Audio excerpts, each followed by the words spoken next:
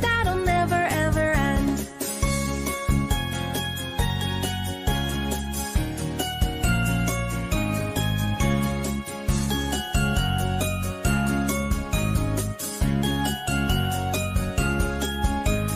If you're feeling lonely today, come along and throw your cares away.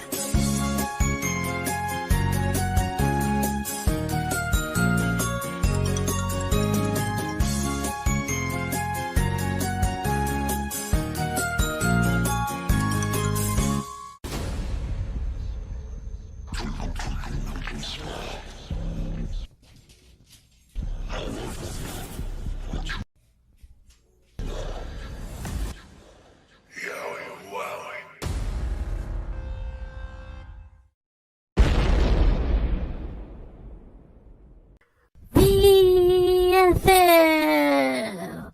Don't you dare be sour. Clap for your VFL media team and feel the power. It's a new day. Yes, it is.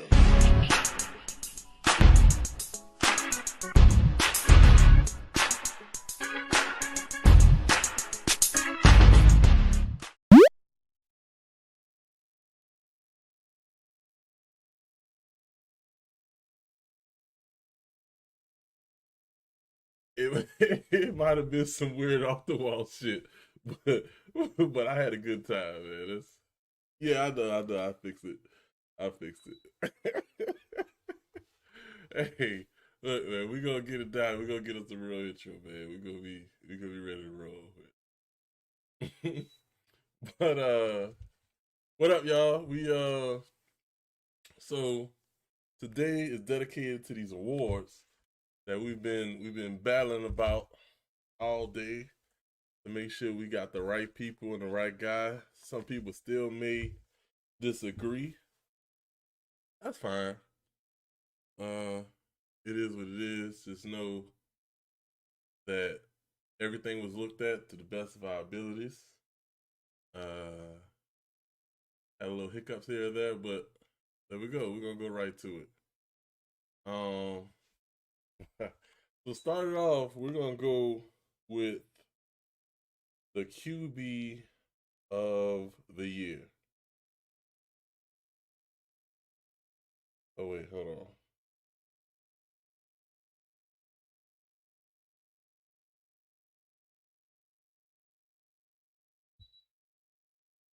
Yeah, say something again.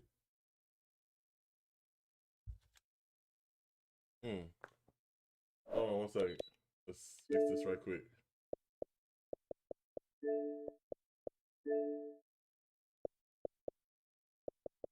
I usually do it from my PC. I don't think they can hear you. Wait, say it again? Yeah, I usually do it from my PC. I don't think they can hear you. We're gonna fix it right quick.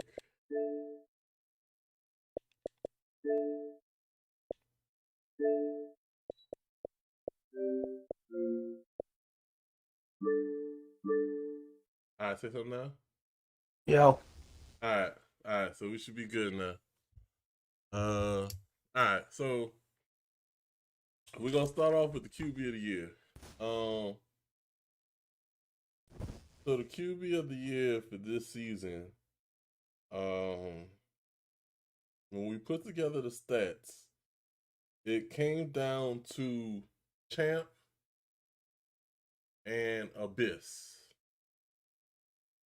And in almost every statistical category, Abyss was ahead. So a lot of people kept saying that Abyss didn't play anybody. Well, we broke down both of the schedules, and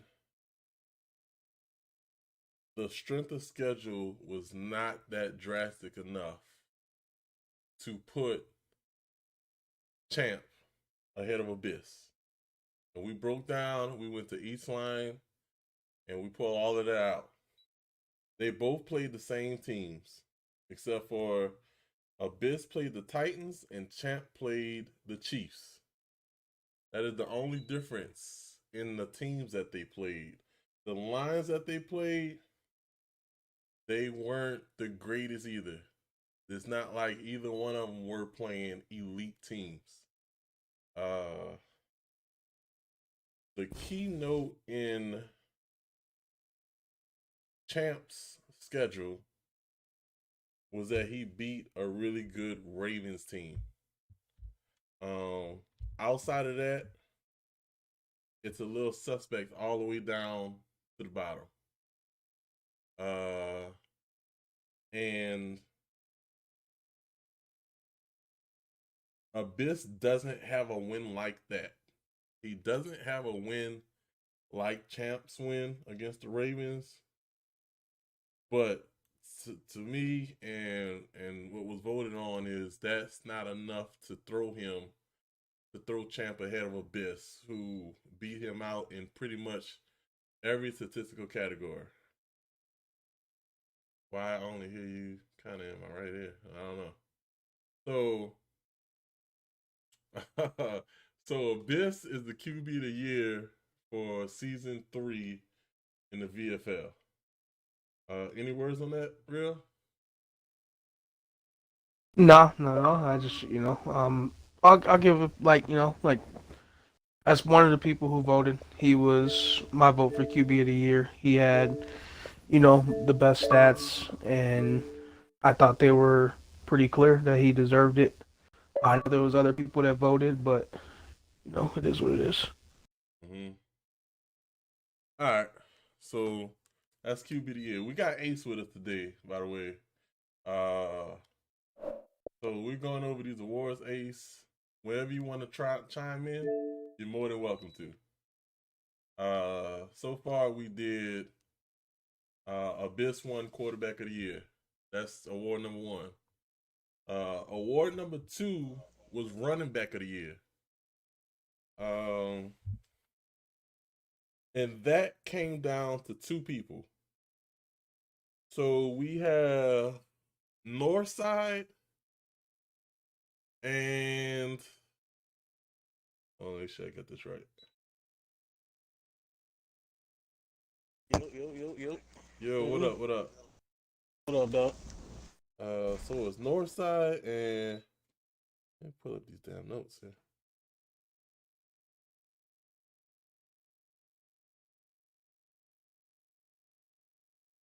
Pretty sure it was Shady. Shady? Okay, yeah. Now we talked about so many different users today. So it was it was Northside and Shady. Those 2 pretty much were the 2 candidates for RB of the year. Northside had the rushing totals and the rushing average, and also a slight lead in rushing touchdowns. Shady had Northside beat from the receiving aspect.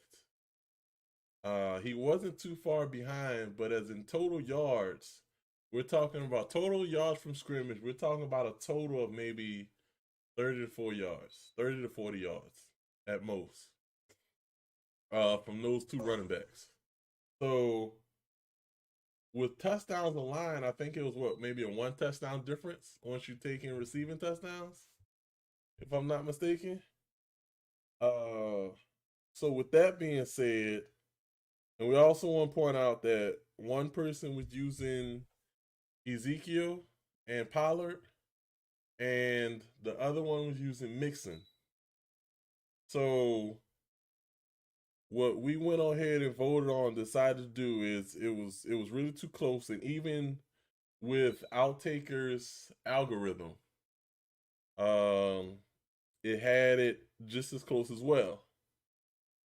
So we have a co-champion for running back of the year this year. It's split between Northside and Shady. They will be your co-running backs of the year. Both of them are well deserved. Neither one of them did anything to separate themselves from the other. So that is your running backs. I think that And voting was like split right down the middle, even. it was split right down the middle. And like I said, one was a better running back. One was a better running back as far as running the ball. The other was a better receiving back.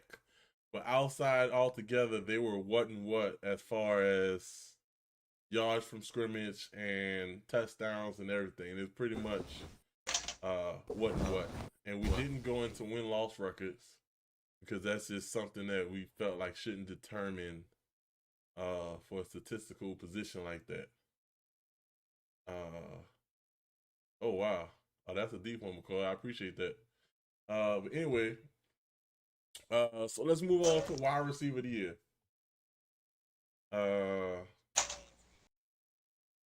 That one was down. I think we had that narrowed down to your two candidates being Aries and Gabe. I think it was Gabe. It was Gabe. Okay. And It was Aries and Gabe. Yeah. And Gabe was behind them with, playing 3 less games than Aries. So there's a lot of what could have been, what could have happened, what Gabe could have done in that aspect. But Aries. Gabe played running back? Huh? No, we're on the He wide started receiver. out at running back? I don't. Yeah, I know, but Gabe started out at running back? Yeah, he played 3 Yeah. games at running back before he moved to receiver. And after that, he pretty much passed up every other wide receiver except for Aries with 1 less week of play. Damn. So like I said, there's a lot of what could have been, but we're not giving an award on what could have happened. At the end of the day, he did not catch Aries.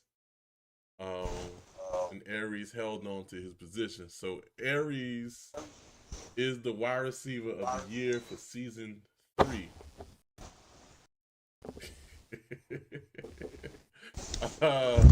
So let's move on to D-line of the year, which was clear cut. There was no other option, no other person. Garbage Assassin ran away with it. But there's not much privacy.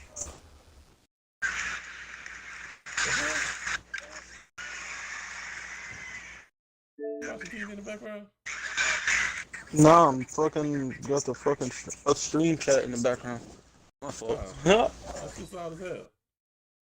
My bad, dog. But we got D-line of the year, and Garbage Assassin was far above. He set the VFL record for sacks in a season. What was that number? 37. 37 sacks this year. He set the record. There was nobody even close. The next person might have been a good 10 to 12 sacks behind him. So he really dominated with that Chiefs D line, and he deserved that award fully. LB of the year. You can go ahead and if you want to do that one, real. No, you got it. You keep going. Sure? You got your little thing going. Okay. So the LB of the year, we gave to Abyss. Abyss. This was a tough one because first of all, there's no real way to tell who played linebacker and who didn't in the stat system.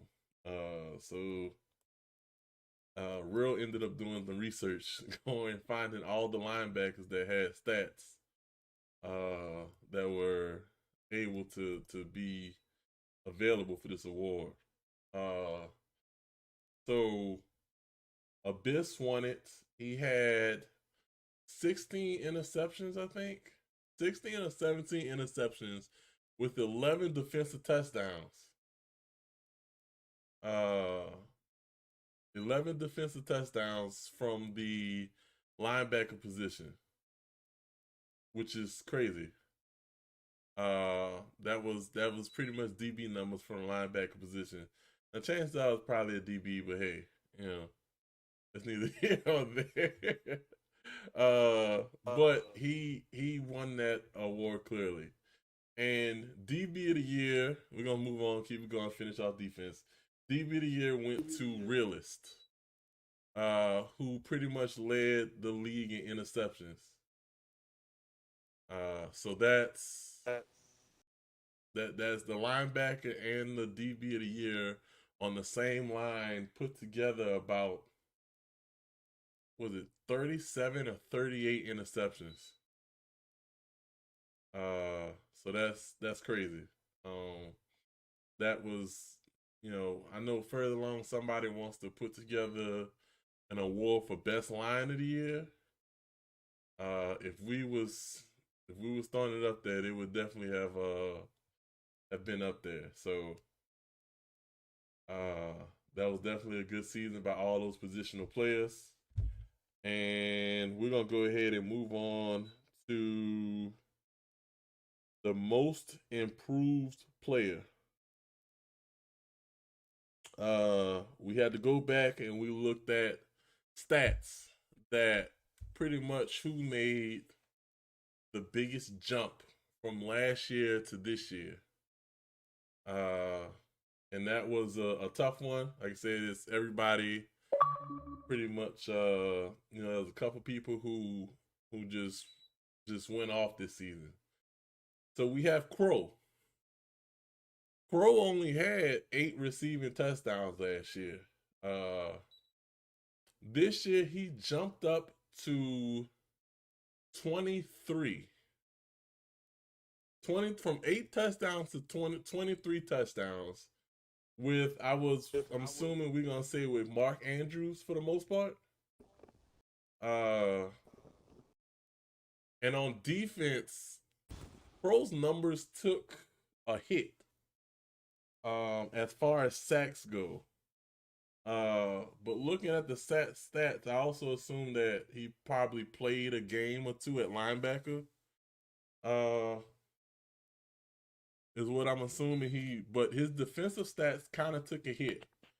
And, you know, part of that, which is what makes, oh, there you go, 2 weeks. So part of that, you know, which numbers probably took a hit, which made Garbage Assassin's numbers so great, is that quarterbacks are now getting rid of the ball at a much faster rate. So they're not just sitting back there most games, and, you know, and just waiting to get sacked. Yeah, Warpath did improve a lot as well. He was also a candidate. He wasn't in the final 2.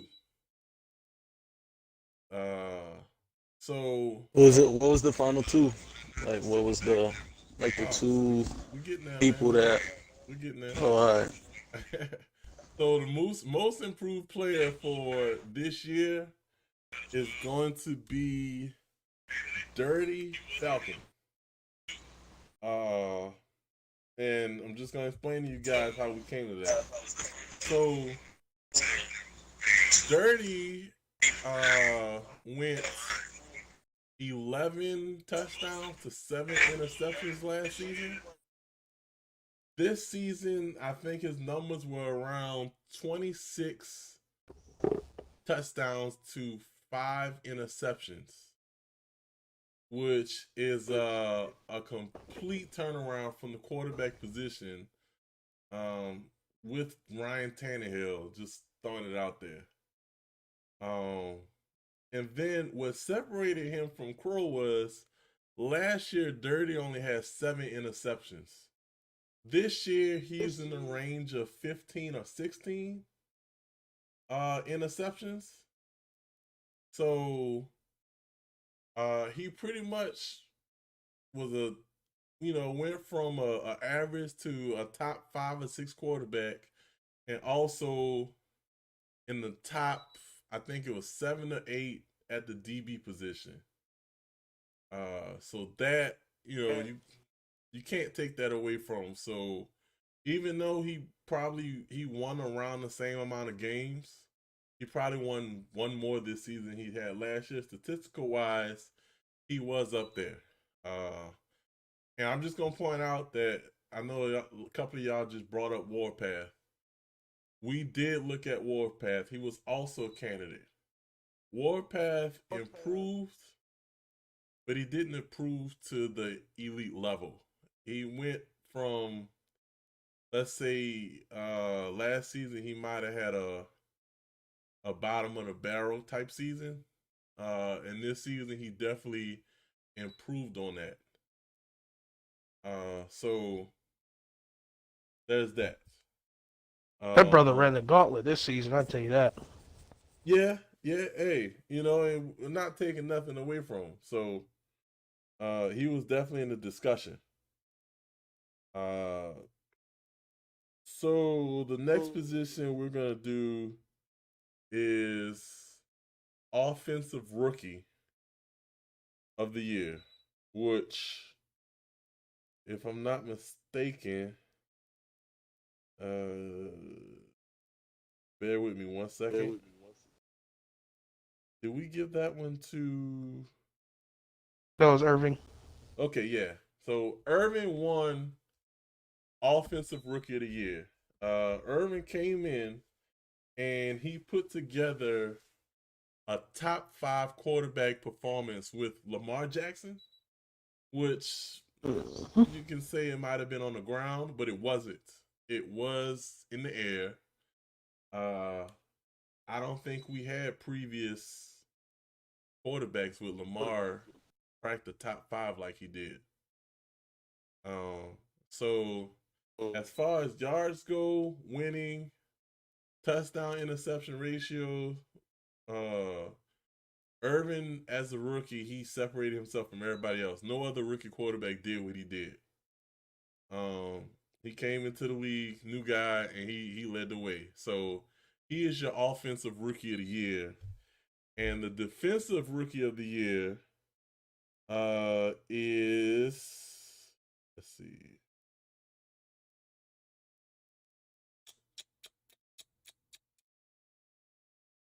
That was Never Practices. Never Practices? Mm-hmm. No, I got like so much. I should have took this and put it on the side somewhere. Never Practices is the defensive rookie of the year. And what was he? He was the. Was he a DB? I can't remember. I looked. Yeah, he was DB. Yeah, he was a DB, and if I'm not mistaken, he was in that. What was that? Around he was the only rookie in the 16. No, he had 20 picks. 20? Mm-hmm. All right, let me see. Yeah, I should have just pulled it up. I had it right here in front of me. Okay, so we're talking about defensive rookie, Never Practices, and give me 1 second. I'm pulling up his numbers.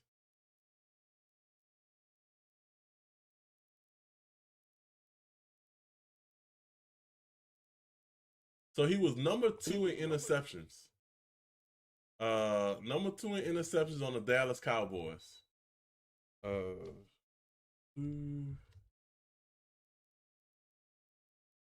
interceptions, 11 pass deflections, 5 defensive touchdowns, and he also managed to go 10-1 on the season. So from the defensive standpoint, he stuck out. He did a hell of a job. Even if he wasn't a rookie, he would have been up there as far as DBs go. So he definitely set a bar. He just increased his draft price by next year. Look forward to going to somebody you don't know, playing on a whole new team, and going from there. They see you now. You in these streets. You on these draft boards now. So damn good season. Shout out to the 2 rookies, Never Practices and Irvin. Y'all did a hell of a job. We see you. Next 2, we have Offensive Player of the Year. Well, no, Owner of the Year. Owner of the Year. It goes to the number 1 team this season. he did a hell of a job as owner. The first was this his first year as owner? Aries Yeah. first. Wait, I'm trying to think. You I know, think Hutch was the owner in the past. Like yeah, I would they're have. like they were both. You know. Yeah, it was his. It had to been his first year officially as owner because I think I would have recognized that complaining in another season. So Aries is the owner of the year this season. Again, the number one team in the league. He owned the Vikings. I thought he was just a member of the Vikings. Okay, well, either way, I don't remember Aries being as vocal that season as he was. But okay, so he ran the San Diego Chargers. He put together the best record in the league. He drafted extremely deep. I think they put together two really solid lines. Even no, you actually put together three solid lines. He got some old school guys and a mix of new school guys in there. So he did a very damn good job. And I think did he end up trading for that pick? I don't think so. Okay, maybe wrong. I could be wrong on that one. But shout out to Aries and the Chargers. You got Aries, Clutch, Champ, Clay, Sombra, Joe, Truly, John, Hutch, Goodfella, Pharaoh, Black Super Saiyan, Beast Mode, Snags, XYZ Joker. He put together a hell of a team. So he drafted three solid lines and they're probably going deep into the playoffs. So shout out to that. Damn good job to the San Diego Chargers in season 3. Good luck to y'all in the playoffs. Next award, we Offensive Player of the Year. That one was a unanimous vote. We gave that one to Champ.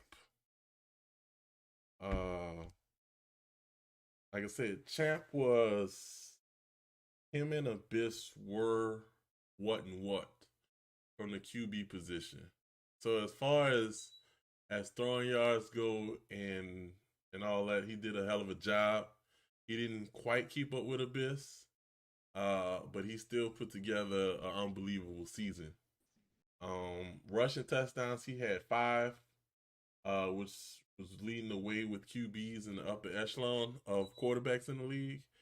And like I say, he was just overall, we felt like he deserved the Offensive Player of the Year. And Defensive Player of the Year, we ended up going with Garbage Assassin, which again, you're talking about the best D lineman. What he did was outstanding. You're not matching that. They say he pretty much blew past the competition as far as sacks go. So he definitely earned that. And we'll see if he can repeat that. But this season was one for the record books as far as that goes. So MVP. This is another one that it came down to Champ and Abyss. Two people who dominated on both sides of the ball. At the end of the day, Abyss was the number 1 quarterback and the number 1 linebacker in this league. A lot of things, like I said, went down to Abyss didn't play anybody. Champ, played all of the hard out, all he could play. Nah, that's just wild rumor that one of you motherfuckers started spreading. That shit ain't true. We went through all of that shit, man. Y'all can't take away from Abyss what he did. Abyss played who put out there. He played the same teams that Champ played. It's just that some of y'all might have put out different lines. And even at that, it still wasn't that great. So this whole idea that there's just so much elite talent going around the league is bullshit. There's not that many elite Lions in this fucking league. Y'all need to get that, and you know, when y'all come to realize that shit, we'll be all right. Y'all can stop saying that goofy shit. So Abyss is the season 3 MVP. Damn good job to Abyss.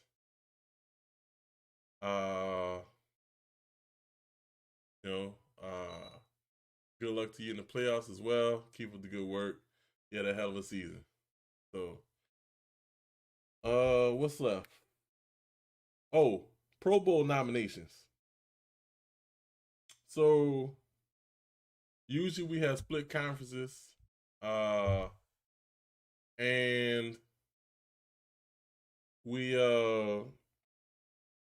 would usually have a first team and a second team in each conference, but we don't have that. So, even though we increased the team, we're still gonna have 4 Pro Bowl positions at each position. It's gonna be 2 first teamers and 2 second teamers. This was pretty set in stone from the media team I brought in. Pretty much, there was no single representation from one team in there helping with the votes. It was a little bit different from everybody. So for your first teamers for your first team Pro Bowlers in the VFL, you have Abyss and Champ. It's pretty obvious those two did their thing, they dominated. Your second team Pro Bowlers will be Dirty and Hutch. Hutch put together a pretty solid season as well. He just wasn't up there as far as yards go with the Abyss and Champ. But he put together a damn good season. Like I said, Abyss and Champ kind of set a tone. And they were hard to keep up with. So, and we all know the season that Dirty put together. I've already explained it. Like I said, his touchdown to interception ratio was unreal with Tannehill. And that's and that's my take on that. So congratulations to Abyss, Champ, Dirty, and Hutch. You guys are the first and second teamers in the Pro Bowl. RB wise, we got North and Shady as your first teamers. Pretty much your running backs of the year. They deserve every bit of it. I am one of the second team Pro Bowlers, and Scaly is a second team Pro Bowler for this year. So those are your running backs. Congratulations, North, Shady, and Scaly did a hell of a job. My teammate Scaly, we both handled the ball, running the ball, but we wasn't too much use in the passing game. So it is what it is. We had King Henry. We did our thing. Good season. Hopefully we keep it going in the playoffs. Your wide receivers of the year. You got Aries, who led the way. And you have Gabe. Gabe is your first teamer. Your Aries and Gabe. Of course, like I said, those numbers were insane. You got Farrah. Farrah was a close second. Farrah is the second team Pro Bowl as long as Garbage. How the fuck did Garbage assassin? So that's so those are your second team wide receivers. So Pro Bowl wise, we're looking at Aries, Gabe, Farrah, and Garbage. Those who, if we ever get around to a Pro Bowl game, those would be representation, which I think we need to do eventually one year.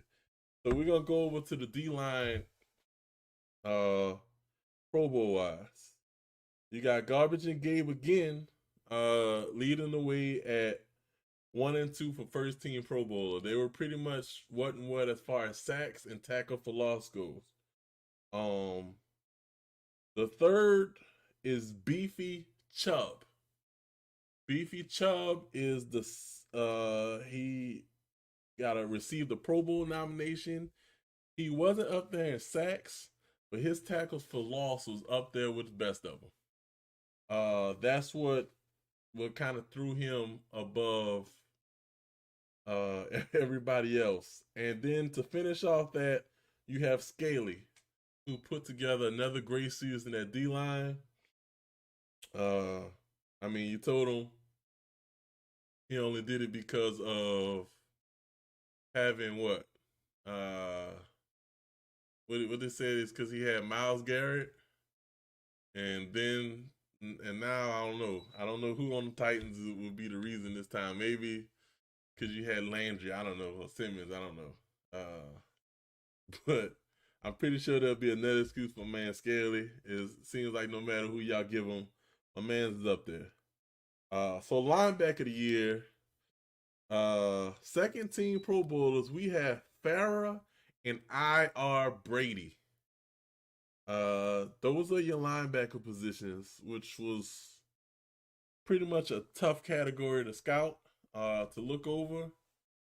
But those were your Pro Bowlers, second team. And first, you have Abyss and Hutch. So, like I said, Abyss separated himself from everybody, and Hutch was not far behind him. I think what the difference between those two was defensive touchdowns. Abyss ran back a lot of, almost like 11 touchdowns. He scored more defensive touchdowns than how many quarterbacks it was? He had Abyss had I think I looked up my number. There's 35 people that played quarterback in VFL games this season. Yeah. And Abyss had I think he had more defensive touchdowns than all but 13 or 12, something like that. Yeah, so that's within itself. But like I said, Hutch in any other situation, in the world, Hutch would have been, up there as well. And like I said, shout out to Abyss, Hutch, Farah, and I.R. Brady. Y'all had hell of a season at linebacker, especially at a time where linebackers were getting getting shitted on. Nobody's showing linebackers love. So DBs of the year, DB Pro Bowlers. I mean, you have Realists as the first team Pro Bowler, and then you have Never Practices at the other Pro Bowl position. And to finish off the Pro Bowls for the DB position, we have Aries and Champ. So those are your Pro Bowlers for the DB position. Realists, Never Practices, Aries, and Champ. So congratulations to y'all for y'all did the damn thing this year, man. So I think that's just about every award, if I'm not mistaken. No, dude, you missed kicker of the year. You're right. And special teams, bro. You can't hate on you can't miss the special teams players, bro. That's wrong. That's most important. So, kick of the year. We had one guy for kick of the year who went, was it 19? 18 for 18. 18 for 18? You can't make those kind of stats up, man. So we're gonna go ahead and Warpath, you are the VFL kicker of the year for season 3. The man had a golden foot. Who the hell is Dr. Harrison? Oh my god, are we really doing this? Dude, block the party, dude. It might be a hacker. I don't trust it. You know what I mean? If they get you, that's another thing. But if they get me, then we gotta talk about it. Okay, so Warpath is he's your kicker for the year. So damn good job, Warpath. He was pretty much guaranteed once he got past. That's what I need to do, huh? Now you go ahead and block that motherfucker real quick. You know what I mean?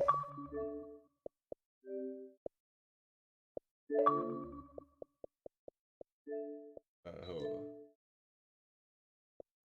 All right. Yeah, boy.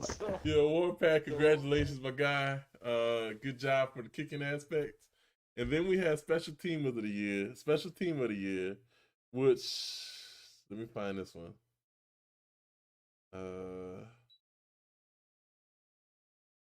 One second here. That goes to Sure Buckets. Sure Buckets had over 1,000 kick return yards this season and 3 touchdowns. Especially, that's exceptional. Especially when everybody's either kicking it away from the returner or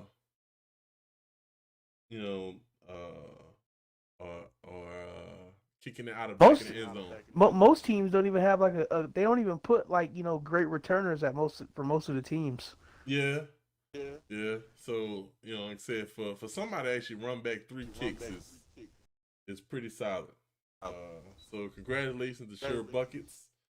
That rounds up all of the awards, if I'm not mistaken.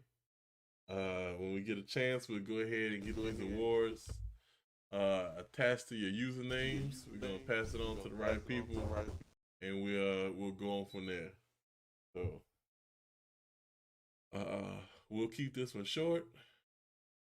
Great job to everybody. Like I said, the media team is always looking for people. Y'all more than welcome to join. Get at me. Let's finish out the season right. Let's get some more shows going. Let's get some more people. Let's get some more content going, and we'll go from there. Y'all have a good night. Stay blessed. Don't drink and drive.